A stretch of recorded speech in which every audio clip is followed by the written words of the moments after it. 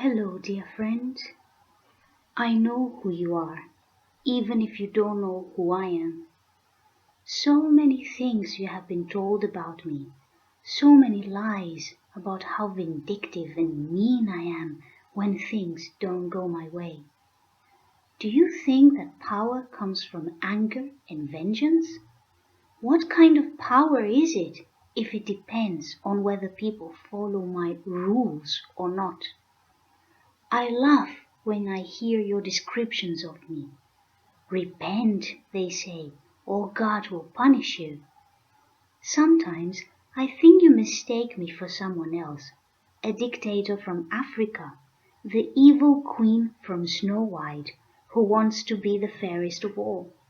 Kronos, the titan from the Greek mythology, who ate all his children when he realized they might one day become stronger than him. Today's subject is exactly this: how easily you can mistake something for a problem when instead it is the greatest blessing of all. How quickly you have the tendency to put labels on things and judge them before they have enough time to unfold and reveal their perfection. In everything that happens to you, big or small, there is always an opportunity. An opportunity for what? That is up to you to discover. You see, the word itself is sometimes enough to transform a situation. Saying opportunity and not problem immediately shifts your focus from the negative to the positive, and therefore brings with it a change of frequency that can be crucial for the unfolding of the events that are to come next. Remember that nothing is predestined. Even the things you have chosen for yourself before you were born can be altered, provided you take the lessons. Or, to put it more precisely, anything can change provided you make good use of the opportunities created by it. Meaning that you can transform a painful situation to a situation that gives you insight and growth simply with a change of perspective, as with everything else in life. Before we continue, there is something you have to understand. Growth and insight are not the same thing as surviving a difficult situation. When something difficult comes your way, it's not a case of putting your life in pause until it passes and then you can continue what you were doing before. This is how most people react, thinking that this will help them gather strength and weather the storm. But remember that life is what happens to you when you're busy making other plans. And life is.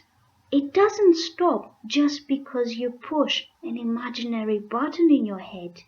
And all the things that come with it, like help, laughter, and a chance for spiritual, mental, and emotional expansion, a chance to discover a new identity and get rid of the old one, do not stop just because you pushed that button. Life is still there, and if you turn your back to it every time you are in difficulty, it is as if you died every time things didn't go the way you wanted. But life in a physical body is not like a video game where you can save your progress, switch off, and come back whenever you want. This you can only do with real death. If you go on autopilot while you're still in your body, a whole lot of things can happen that you don't expect, and not in a good way. First of all, you may find out that some great opportunities knocked on your door, received no answer, and left, never to come back. Second, You may find out that while you were away, someone else took control of your life. Not necessarily a person, but your fears, your distorted mind, or your ego, and managed to screw up real nicely everything you had worked so hard to accomplish. Being absent from your life is a very dangerous thing, my friend. It can take twice the amount of time to put things back in order than if you hadn't left at all. And third, and most important of all, remember that everything you experience, including the shittiest parts, are what you either chose before or after you were born, or what your energy attracted. Which means that everything, and especially the shitty parts, carry with them either amazing gifts or really important messages for you, sometimes bigger and more important than the ones that come when things go well. Which also means that it is times like that when you have to be more alert and more open to life than usual in order to see them, and not absent because you're afraid of the pain. The biggest part of the pain is the result of your perspective and your expectations. Eckhart Tolle described it very wisely with the phrase, "The source of every discomfort is the resistance to what is." Why am I telling you all this? Because the reaction you usually have when something painful comes your way, best described by the phrase, "Oh shit, why did this have to happen to me when everything was going well? Shit, shit," does not correspond to your highest potential.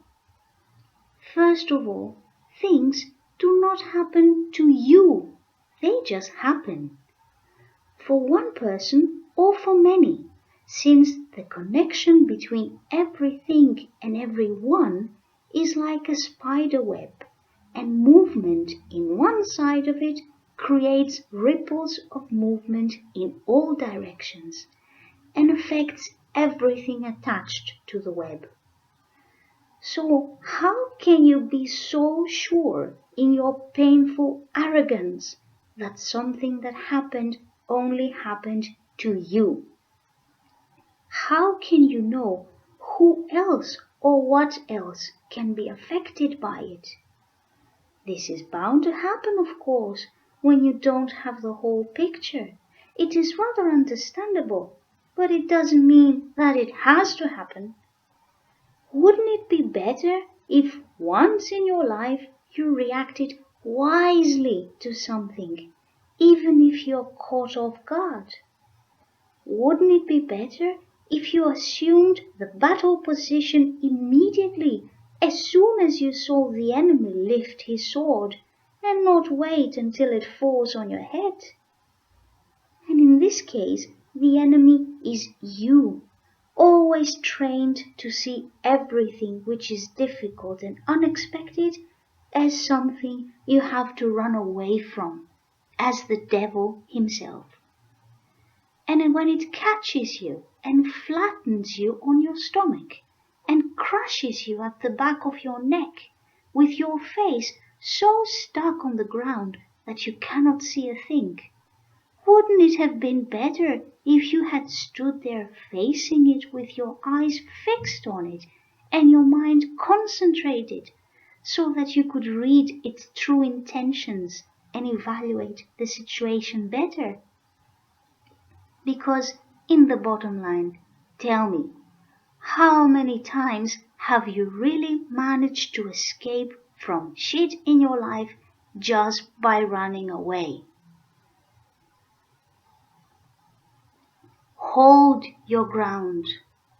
Have the balls to face things like the powerful creator of life that you are, and not as an eternal victim of a cruel destiny.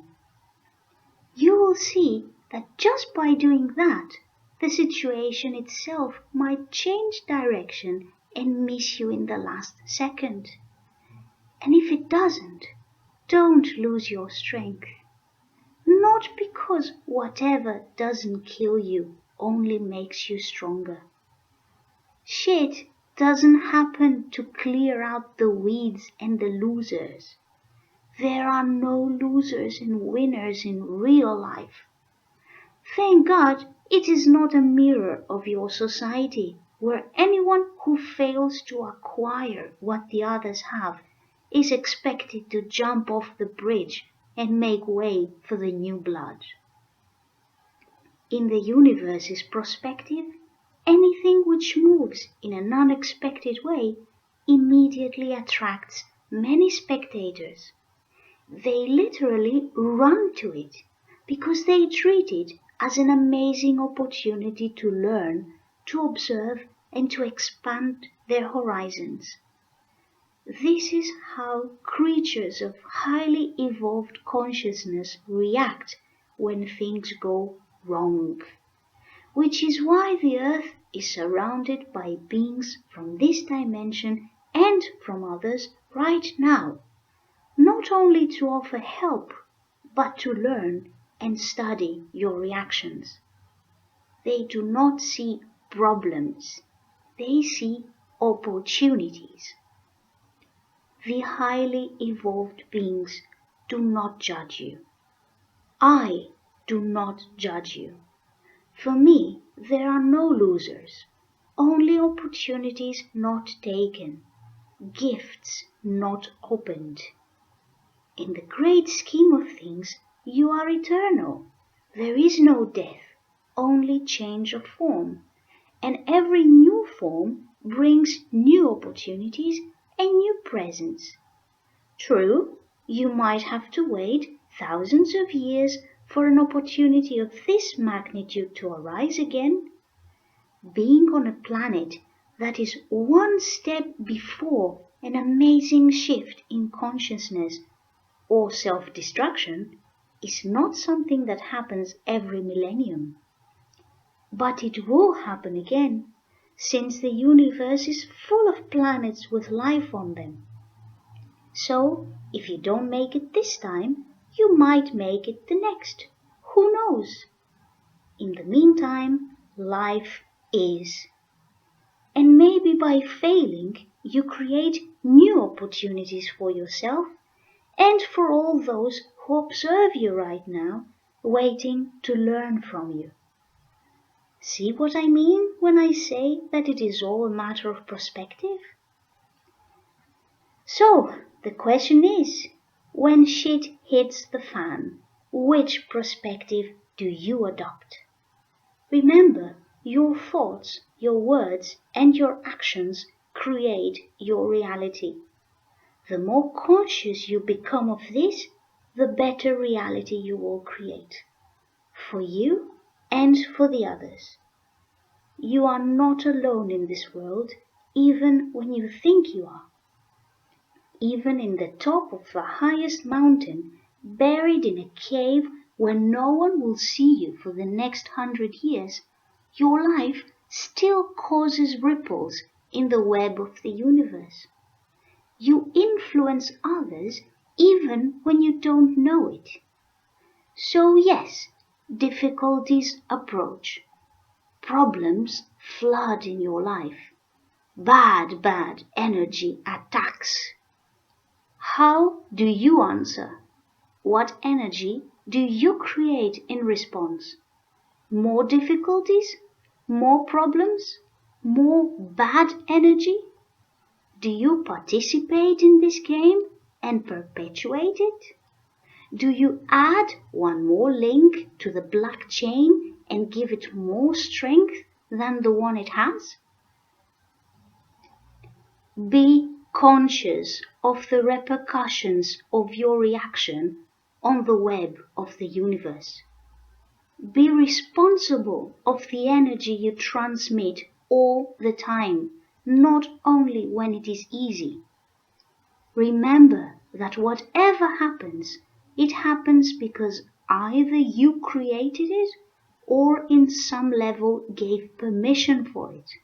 Otherwise, it wouldn't have been able to enter your energy field.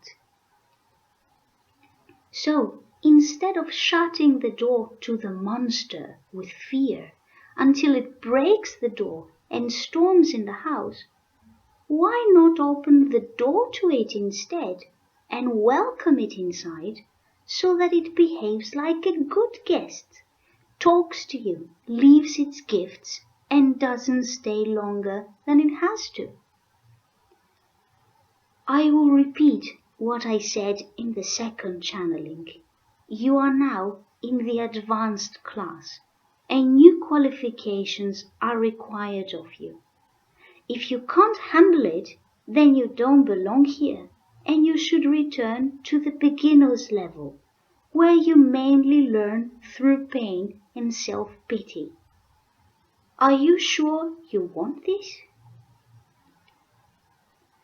You see, the test for the new light worker is not only determined in times of happiness and abundance. It is important to learn how to handle them and attract them in your life. But the universe also wants to see how you navigate your ship when it falls into a storm before it gives you your credentials. You learn sailing in calm waters first before you leave the safety of the bay. But no one will ever trust you with an important mission if you have never proven your abilities in a typhoon. You cannot expect the sea to always be calm in your journeys. No matter how often you check the weather report, conditions can always change because of unpredictable reasons. And if you get caught in the middle of them, you should be able to bring yourself, your crew, and your vessel back to safe waters with the least possible damage. That's what it means to be a captain. And that's what it means to be a light worker, as so many of you like to call yourselves. To bear the responsibility you have to your spirit, your body, and to those who depend on you with integrity. Or at least to try. This is not a burden. It is an opportunity to find out who you are and declare it in front of everyone.